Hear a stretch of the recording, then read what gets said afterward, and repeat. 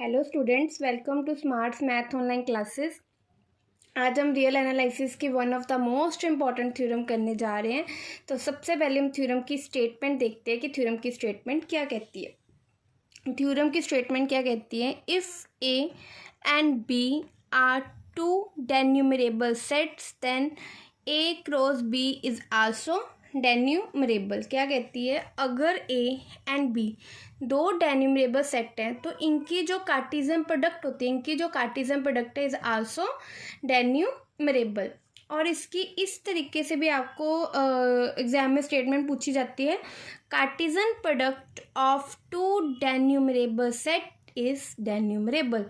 दो denumerable set की जो कार्टेशियन प्रोडक्ट होती है वो आल्सो क्या होती है?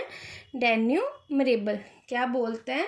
सिंपल बताती हूँ कि वो थ्योरम में क्या बोल रहे हैं कि आपको ए और बी दो कोई भी डेन्यूमरेबल सेट दिए हैं, उनकी जो क्रॉस प्रोडक्ट है, जो कार्टेशियन प्रोडक्ट है, वो भी क्या होती है? आल्सो डेन्यूमरेबल। तो अब सिंपल है, ये थ्योरम किसके अराउंड घूम रही है? ये थ्योरम घूम रही है डेन्यूमरेबल सेट के around.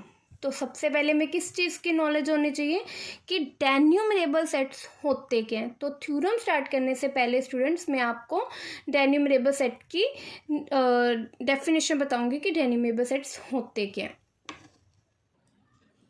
डेन्यूमरेबल set, any set A is said to be denumerable set if there exists a mapping F from N to A such that F is 1 1 and on 2। किसी भी सेट A को हम डेन्यूमरेबल set कब बोलेंगे? अगर कोई इस तरीके की F मैपिंग एग्जिस्ट कर जाए, N से लेके A तक वो मैपिंग 1 1 और ऑन टू हो जाए।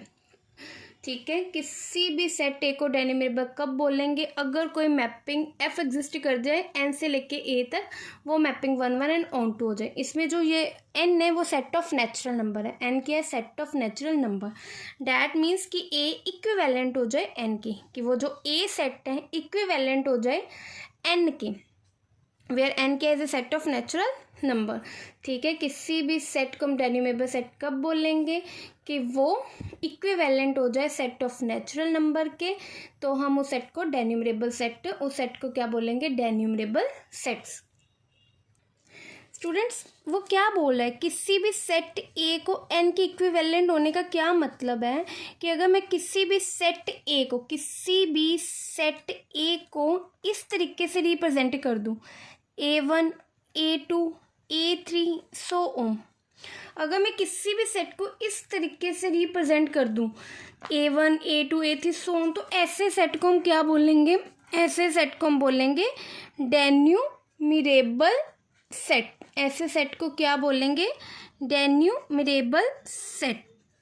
ठीक है, अगर मैं किसी भी सेट ए को इस तरीके से रिप्रेजेंट कर दूं, A1 A2 A3 so on, ये मीन्स कि ये सेट, अगर किसी भी सेट ए को इस तरीके से भी रिप्रेजेंट कर दूं तो वो डेन्यूमरेबल सेट होते हैं। इसकी कंडीशन होती है, ये सारे जो A1 A2 A3 जो अलग से चल रहे हैं, ये सारे डिस्टिंक्ट होने चाहिए। डिस्टिंक्ट होने चाहिए। ये जो एलिमेंट्स चल रहे हैं A1 A2 A3 so on, ये डिस्टिंक्ट होने चाहिए। मीन्स कि सेट में कोई भी एलिमेंट रिपीट नहीं होना चाहिए। ये सेट इनफाइनाइट होना चाहिए। ये सेट इनफाइनाइट होना चाहिए। और थर्ड क्या है कि इनकी नंबरिंग हो सके, इन एलिमेंट्स की नंबरिंग हो सके, नंबरिंग ऑफ एलिमेंट्स की, इन एलिमेंट्स की मैं नंबरिंग कर सकूँ। जैसे मेरे को पता लग रहा है ये फर्स्ट एलिमेंट, ये सेकंड, ये थर्ड, ये फोर्थ, आगे ये फिफ्थ, तो क्या हो गया? ये किसके सिमिलर आ रहा है? सेट ऑफ नेचुरल नंबर की। ठीक है स्टूडेंट्स, अगर किसी भी सेट को हम डेन्यूमरेबल कब बोलेंगे? जब वो सेट किसके इक्विवेलेंट हो? एन के। मीन्स कि वो सेट इस तरीके से रिप्रेजेंट किया जा सके, मतलब कोई सेट क्या इस तरीके से, मीन्स कि इनफाइनाइट डिस्टिंक्ट एलिमेंट की सीक्वेंस में रिप्रेजेंट किया जा सके। तो ये क्या हो गया? डेन्यूमरेबल सेट की डेफिनेशन हो गई।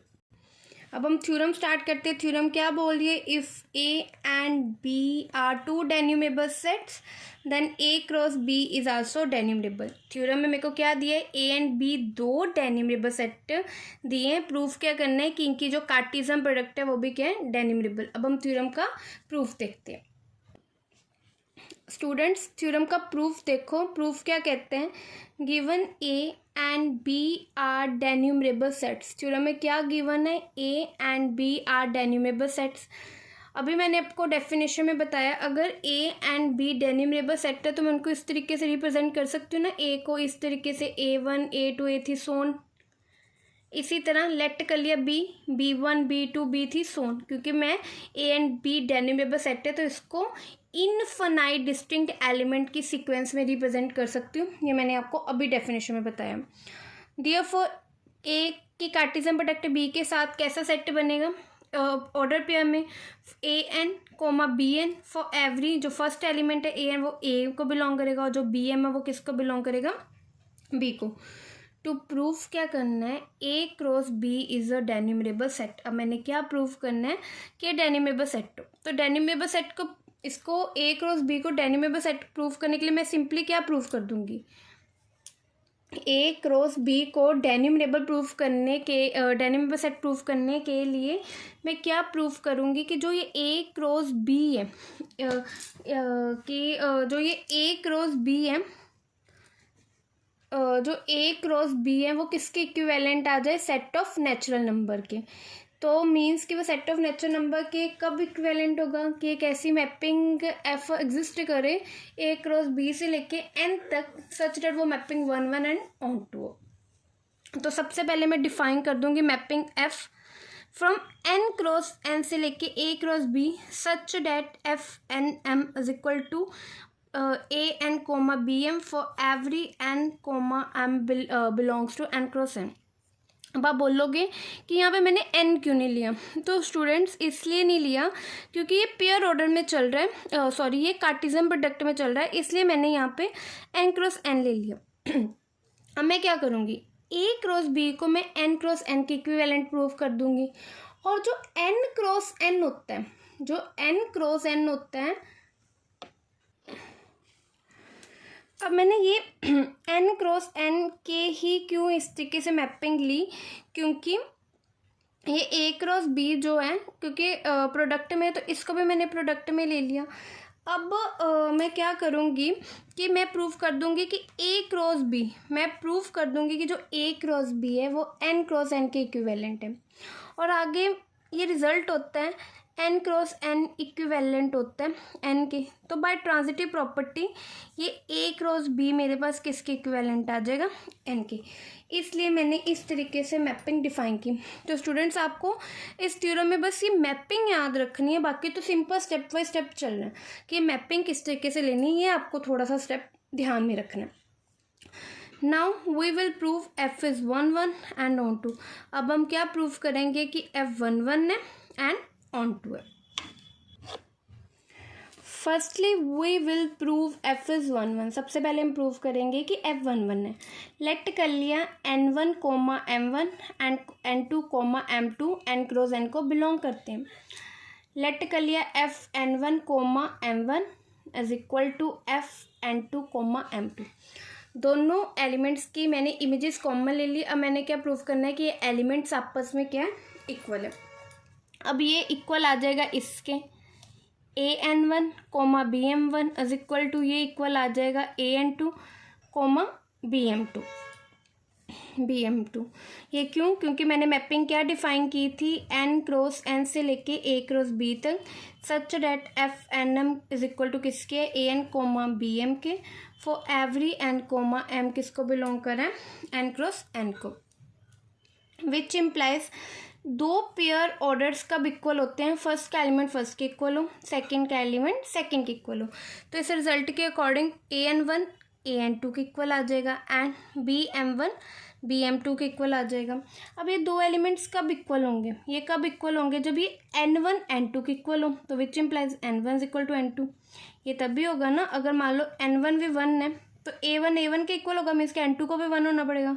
इसी तरह मीन्स कि कब इक्वल होंगे, जब n1 इक्वल टू n2। इसी तरह bm1 इक्वल टू bm2 कब इक्वल होंगे, जब ये m1 इक्वल टू हो जाएंगे m2 के।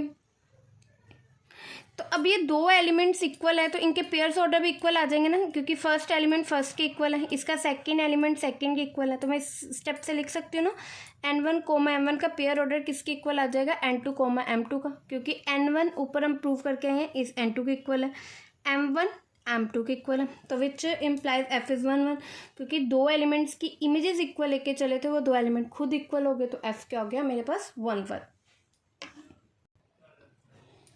Now we will prove f is onto. अब मैं क्या प्रूव करूँगी कि f क्या है, ऑन टू। क्या कहता है कि for every A N comma B M belong करता है A cross B, there exist करता है N comma M belongs to N comma N cross N such that F N comma M is equal to A N B M, कि A cross B के हर element के लिए N cross N में उसकी pre image निकल रही है। कहते हैं कि ए कोमा बी के हर एलिमेंट के लिए एन क्रॉस एन में उसकी प्री इमेज निकल रही है। स्टूडेंट्स मैं बताती हूँ कैसे निकल रही है।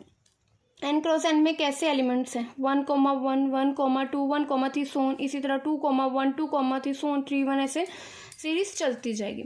ए क्रॉस बी में कैसे एलिमेंट्स आएंगे, A1 coma B1, A1 coma B2, क्योंकि ऐसे ही ना एन एम, यहाँ पे एन एम जो चल रहे हैं, तो ये A1 B थी, इसी तरह सोन A2 B1 A2 B2। जब N1 है M1 है तो इसमें 1 1 निकल रहा है ना, NM। जब N1 हो रहा है B2 हो रहा है तो यहाँ पे भी 1 2 निकल रहा है, मतलब इसके हर एलिमेंट की इसमें प्री इमेज मेरे को मिल रही है। ए क्रॉस बी के हर एलिमेंट्स की इस तरीके से मेरे को इसमें प्री इमेज मिल रही है, तो which implies F is onto. Since F N cross N से लेके A cross B such that F N M is equal to A N comma B M for every N comma M belongs to N cross N is 1 1 and onto, कि जो mapping मैंने F define की थी वो 1 1 भी आ गई और on to भी आ गई। मीन्स कि ये जो मैपिंग मैंने डिफाइन की थी वो बजेक्टिव हो गई। तो विच इम्प्लाइज ये ए क्रॉस बी किसके इक्विवेलेंट हो गया, एन क्रॉस एन के। We know that N cross N equivalent N, कि एन की कार्टेशियन प्रोडक्ट एन के साथ इक्विवेलेंट होता है एन। स्टूडेंट्स ये एक थ्योरम है जिसका प्रूफ मैंने अपनी इससे पहली वीडियो में दिया हुआ है, तो अब इसका भी प्रूफ मेरी उस वीडियो में देख सकते हो, और इस वीडियो का लिंक इस थ्योरम का लिंक मैं अपनी डिस्क्रिप्शन बॉक्स में डाल दूंगी, तो आप ये रिजल्ट देख सकते हो कि एन क्रॉस एन कैसे एन के इक्विवेलेंट होता है। तो आगे क्या which implies A cross B equivalent आया एन क्रॉस एन के, and N cross N equivalent होता है एन के, तो विच इम्प्लाइज कि ए क्रॉस बी इक्विवेलेंट हो गया एन के, क्योंकि बाय ट्रांजिटिव प्रॉपर्टी क्या कहती है, अगर ए बी के इक्विवेलेंट है एंड बी सी के इक्विवेलेंट है तो क्या इम्प्लाइज होता है ए सी के। A equivalent B and B equivalent C, which implies B A equivalent C, इस प्रॉपर्टी के अकॉर्डिंग। ठीक है, बाय ट्रांजिटिव प्रॉपर्टी, क्योंकि A cross B N cross N के इक्विवेलेंट था, एन क्रॉस एन आगे एन के इक्विवेलेंट था, इसने क्या इम्प्लाई कर दिया ट्रांजिटिव प्रॉपर्टी ने, ए क्रॉस बी किसके इक्विवेलेंट आ गया एन के।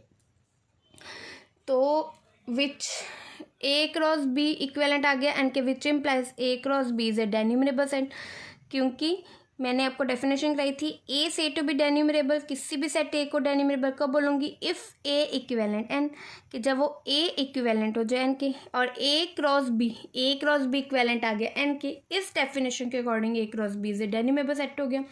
हैंस प्रूफ्ड, यही प्रूफ करना था, क्योंकि मेरे को क्या था कि ए एंड बी मेरे को डेन्यूमरेबल दिए थे, मैंने उसकी कार्टेशियन प्रोडक्ट को डेन्यूमरेबल सेट प्रूफ करना था। Thank you students, please like share and subscribe my channel. और मैं आपको बोलना चाहूँगी कि आपको मैथ के किसी भी क्लास के किसी भी टॉपिक की कोई भी प्रॉब्लम है तो आप मेरे को कमेंट सेक्शन में लिख के बता सकते हैं, मैं उस प्रॉब्लम को सॉल्व करके उस पर वीडियो बनाकर डालूँगी। आप मेरे को कमेंट सेक्शन में ज़रूर लिख के बताना। अगर आपको इस थ्योरम में भी कोई प्रॉब्लम आ रही है समझने में, आप मेरे को वो भी बताना, मैं आपके सारे डाउट क्लियर करूँगी। Please like share and subscribe my channel, please please please. Thank you students.